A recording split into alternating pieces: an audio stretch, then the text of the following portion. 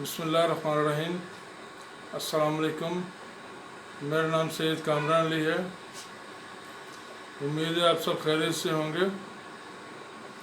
اس پیغام کو جتنی جلدی ہو سکتا ہے پورے پاکستان میں پھیلا دیں۔ دیکھیے، عمران خان نے اپنا کام پورا کر دیا ہے۔ اس نے جو کرنا تھا وہ کر دیا، باقی آپ کا کام ہے۔ اس نے انہیں سامنے لا کے کھڑا کر دیا ان باطل قوتوں کو۔ اب آپ کا کام ہے ان باطل قوتوں سے کیسے نپٹنا ہے، یا گزشتہ 70 سال کی طرح ایڑیاں رگڑتے رہنا ہے اور کتے کی موت مرتے رہنا ہے، آٹے کے لیے لائنوں میں لگتے رہنا ہے اور ذلیل ہوتے رہنا ہے۔ یہ 70 سال سے آپ پہ مسلط ہوئے ہیں۔ اب ان کی غلامی سے نکلنے کا وقت آ گیا ہے۔ اب یہ آپ نے بتانا ہے، ہر جگہ پہ نکلیں، احتجاج کریں اور کوشش کریں کہ قانون کو اپنے ہاتھ میں نہ لیں، کیونکہ یہ کوئی موقع ہاتھ سے جانے نہیں دیں گے۔ لیکن ایک بات یاد رکھیں کہ اگر آج آپ لوگوں نے پوری طاقت کا مظاہرہ نہیں کیا تو کل شاید سورج بھی طلوع نہ ہو، کل شاید اندھیرا ہو اس ملک میں،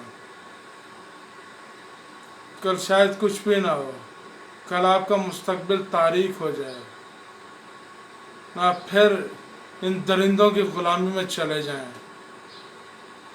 پھر سے ملک پہ کسی یزید کی حکومت ہو۔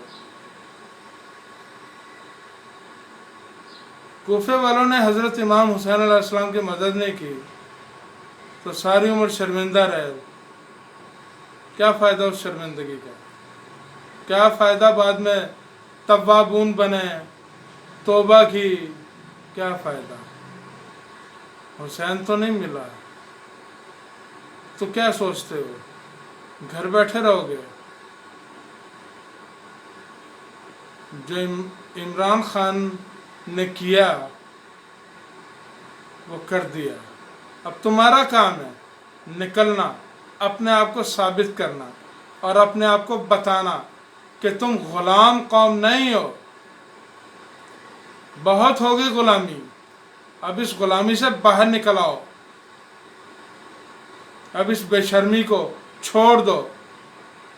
یہ جو بے غیرتی کا لبادہ اوڑھ کے بیٹھے ہوئے اس کو اتار پھینکو، شرم کرو، اپنے اور اپنے بچوں کے مستقبل کے بارے میں سوچو۔ کب تک پٹواری بن کے زندہ رہو گے؟ کب تک گیدڑ کی موت مرو گے؟ بہت کم ایسا ہوتا ہے قوموں کی زندگی میں کہ انہیں شیر بننے کا موقع ملتا ہے۔ یہ موقع اللہ تعالیٰ نے تمہیں دے دیا ہے، اور یہ موقع دیا ہے تمہیں عمران خان نے کہ تم ثابت کرو اور شیر بن کے دکھاؤ۔ گیدڑ مت بنو، کیونکہ گیدڑ بننے کا کوئی فائدہ نہیں ہے۔ گیدڑ کی کوئی عزت نہیں ہوتی، اور ان کاغذی شیروں سے ہوشیار رہو۔